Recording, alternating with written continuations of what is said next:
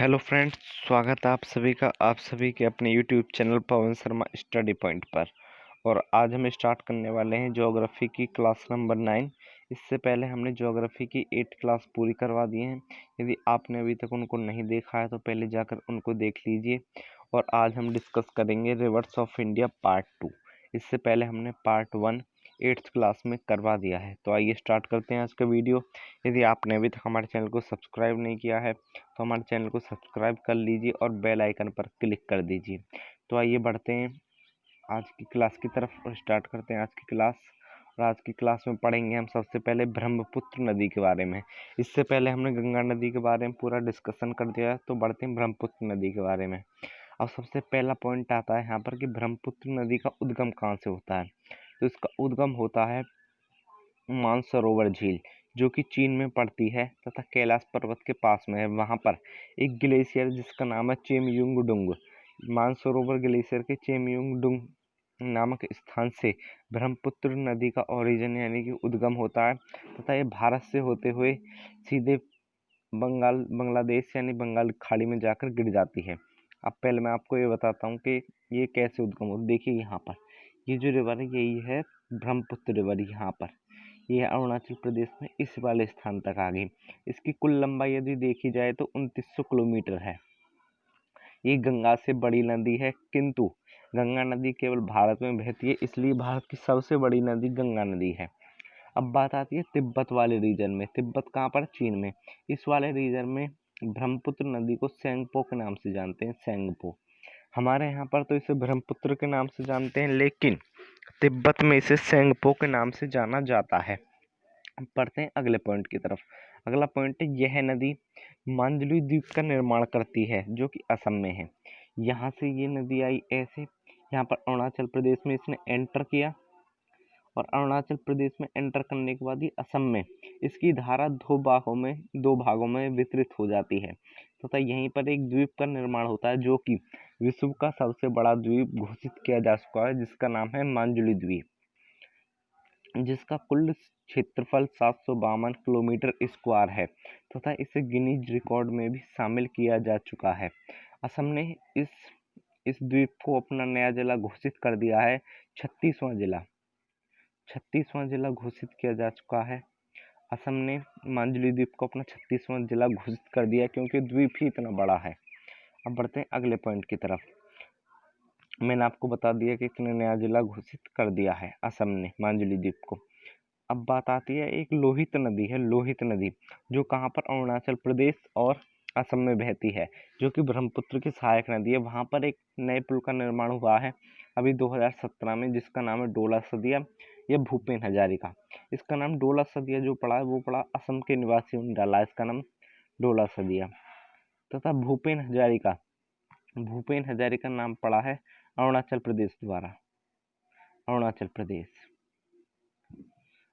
प्रदेश वालों ने इसका नाम डाला है भूपेन हजारिका तथा डोला सदिया नाम डाला है असम की ओर से।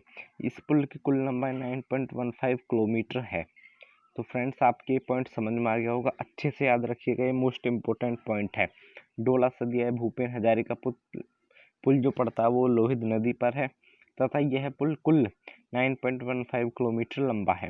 अब अगली बात आती है लोहित नदी जो है वो ब्रह्मपुत्र की सहायक नदी है। मैंने आपको इससे पहले ही ये समझा दिया था। अरुणाचल प्रदेश में ब्रह्मपुत्र रिवर को दिहांग के नाम से जानते हैं। तिब्बत वाले रीजन में ब्रह्मपुत्र नदी को सेंगपो तथा अरुणाचल प्रदेश में दिहांग के नाम से जाना जाता तथा असम में ब्रह्मपुत्र के नाम से। जैसे ही ब्रह्मपुत्र नदी तिब्बत से अरुणाचल प्रदेश में एंटर करती है, इसका नाम दिहांग पड़ जाता तथा अरुणाचल प्रदेश के एरिया से बाहर निकलते ही असम में एंटर करते हैं, इसका नाम पड़ जाता है ब्रह्मपुत्र नदी तथा पूरे भारत में इसे ब्रह्मपुत्र के नाम से ही जाना जाता है। ब्रह्मपुत्र की कुछ सहायक नदियाँ भी हैं जिनका नाम है दिहांग, लोहित, सुबनश्री, जिनमें सबसे बड़ी जो सहायक नदी है वो है सुबनश्री। ब्रह्मपुत्र की सबसे बड़ी सहायक नदी है। तिस्ता नदी सिक्किम से निकलती है, जो कि ब्रह्मपुत्र की एक सहायक नदी है। अब इसके बाद बढ़ते हैं अगले पॉइंट की तरफ। बांग्लादेश में ब्रह्मपुत्र को जमुना के नाम से जाना जाता है। जिस प्रकार से गंगा नदी को बांग्लादेश में पद्मा के नाम से जानते हैं, उसी प्रकार से बांग्लादेश में ब्रह्मपुत्र नदी को जमुना के नाम से जाना जाता है। बांग्लादेश में गंगा और ब्रह्मपुत्र नदियाँ मिलकर, ये यहाँ से गंगा नदी आई और ये इधर से आई ब्रह्मपुत्र नदी, मान के चलिए कि ये दोनों नदी मिलती हैं बांग्लादेश में।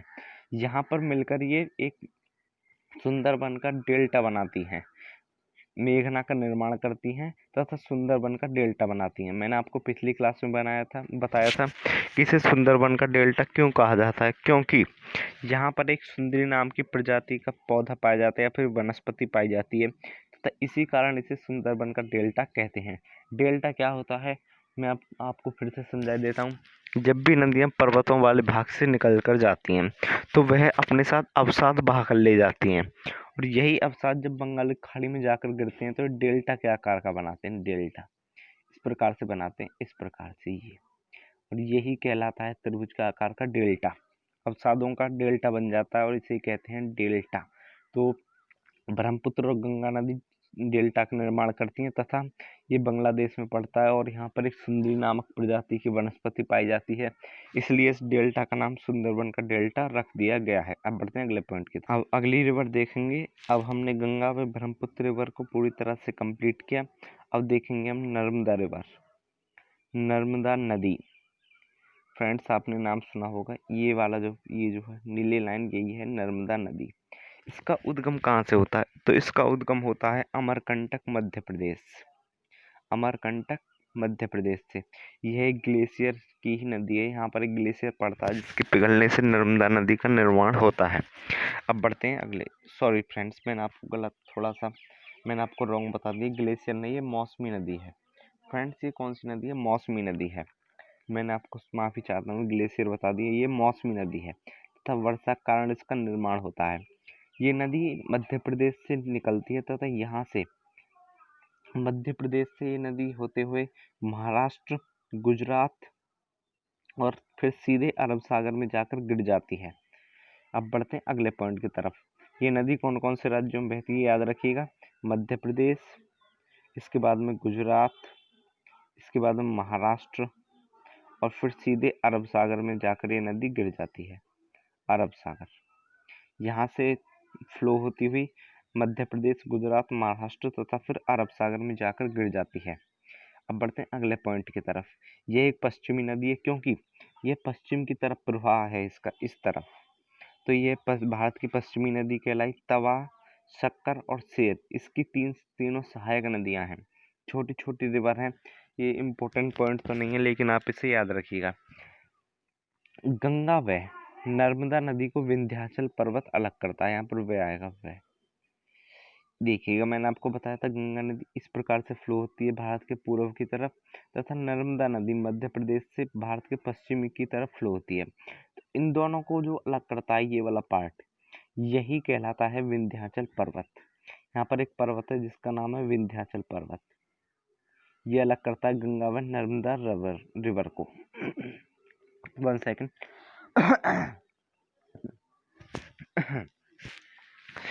नर्मदा नदी ज्वारंदमुख या फिर एस्चुरी का निर्माण करती है।